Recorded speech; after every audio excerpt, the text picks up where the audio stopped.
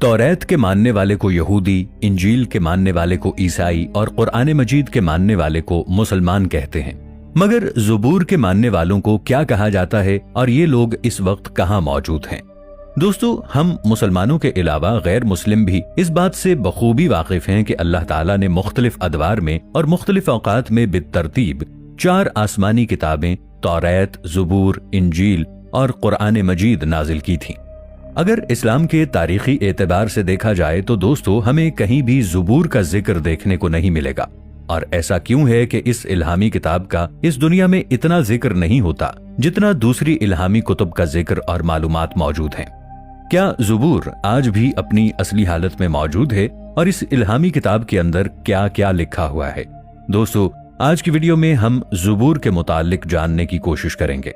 Video इंतहाई दिलचस्प और मालूमात से भरपूर होने वाली है, इसलिए वीडियो को आखिर तक लाजमी देखिएगा। अल्लाह ताला ने बनी इसराइल को मिस्र के फिरौन की गुलामी से निजात दिलाने के लिए हजरत मूसा अलैहिस्सलाम को मबऊस किया था।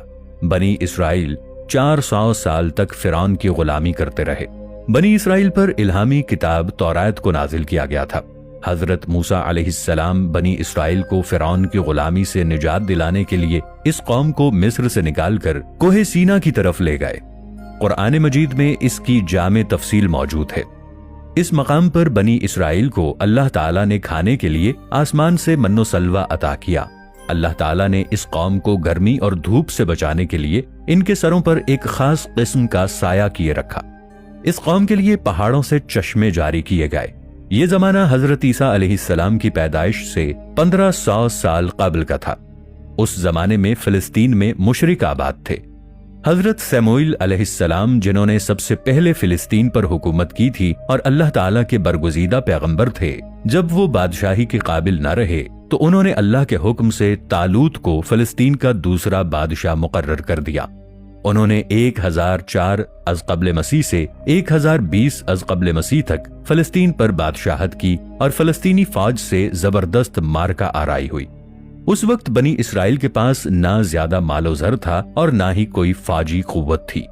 इसके बरक्स फिलिस्तीनी फौज काफी ताकतवर थी और उसने ये ऐलान कर दिया कि ए बनी इसराइल, अगर तुम में से कोई हमारे सबसे ज्यादा ताकतवर आदमी यानी जालूत को मैदान जंग में कत्ल कर दे या हरा दे तो जंग वहीं पर रोक दी जाएगी, यानी बगैर किसी लड़ाई के फिलिस्तीन बनी इसराइल के हवाले कर दिया जाएगा। तालूत अलैहिस्सलाम ने सरेआम ये ऐलान किया कि जो शख्स ऐसा कर दिखाएगा, मैं अपनी बेटी की शादी उस शख्स से करके उसे बनी इसराइल का बादशाह मुंतखब करूंगा। ये सब हजरत दाऊद अलैहिस्सलाम भी सुन रहे थे। उस जमाने में हजरत दाऊद अलैहिस्सलाम बकरियां चराया करते थे। अल्लाह के हुक्म से हजरत दाऊद अलैहिस्सलाम ने गोफन से पत्थर मारकर इस देवकामत को हलाक कर दिया। जालूत एक देवकद इंसान था। उसे मारना या हलाक करना काफी मुश्किल काम था।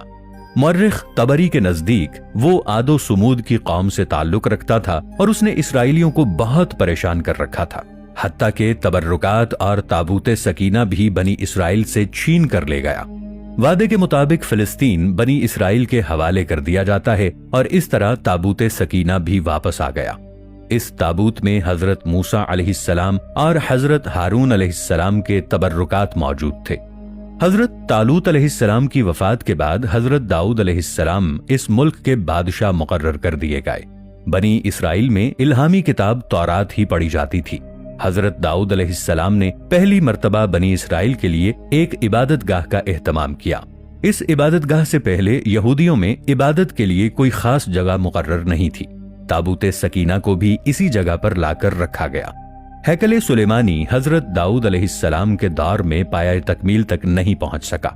हजरत दाऊद अलैहिस्सलाम के बेटे और हजरत सुलेमान अलैहिस्सलाम ने हैकले सुलेमानी की तकमील का काम किया।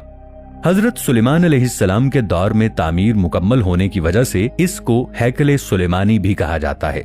ताबूते सकीना उस इमारत में अहले बाबिल के हमले तक महफूज रहा। बाज तारीखदानों का कहना है कि अहले बाबिल इसे अपने साथ ले गए, जबकि एक राय ये भी है कि इसे आसमानों पर उठा लिया गया। इस वाक़े के बाद बनी इसराइल ने हैकले सुलेमानी को दोबारा तामीर किया। बाद में रूमियों ने हमला किया और इसे एक बार फिर निशाना बनाया। उन्होंने इसकी जगह एक कलीसा की तामीर की।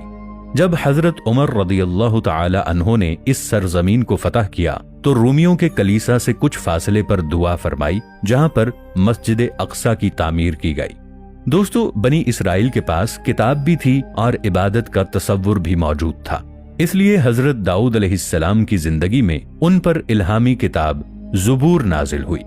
دوسری الہامی کتابوں کی طرح یہ کتاب شریعت سے بھرپور نہیں ہے، اس میں بس اللہ تعالیٰ کی حمد و ثنا ہی بیان کی گئی ہے۔ اللہ تعالیٰ نے حضرت داؤد علیہ السلام کو اس قدر خوبصورت آواز کا معجزہ عطا کیا تھا، یہ معجزہ آج تک کسی اور پیغمبر یا نبی کو عطا نہیں ہوا۔ حضرت داؤد علیہ السلام اپنی اسی آواز سے اللہ تعالیٰ کی حمد و ثنا کے گیت گایا کرتے تھے۔ اس کتاب میں آنے والے وقت کے حالات کا تذکرہ نہیں ملتا، نہ ہی اس میں زندگی گزارنے کے سنہری اصول موجود ہیں۔ زبور کی پوری کتاب اللہ تعالیٰ کی حمد و ثنا، اللہ کی بڑائی اور حکمت سے بھری ہوئی ہے۔ اس الہامی کتاب کی بنیاد پر کسی معاشرے کی بنیاد نہیں رکھی جا سکتی۔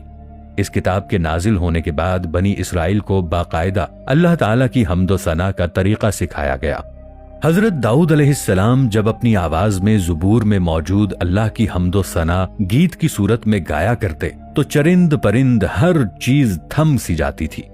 حضرت داؤد علیہ السلام کی آواز اور کلام میں اتنا سوز تھا کہ لوگوں کو دنیا میں ہی کوئی جنت سے آتی ہوئی آواز معلوم ہوتی۔ بعض قرآنی آیات کے مطابق حضرت داؤد علیہ السلام زبور کی وجہ سے بعض دیگر انبیاء پر برتری رکھتے ہیں۔ احادیث کے مطابق زبور میں حضرت محمد مصطفیٰ صلی اللہ تعالی علیہ وآلہ وسلم کا ذکر ہوا ہے۔ یہ مجموعی طور پر 5 کتابیں اور 150 راگ ہیں، جن میں سے 73 گیتوں کی نسبت حضرت داؤد علیہ السلام کی طرف کی جاتی ہے۔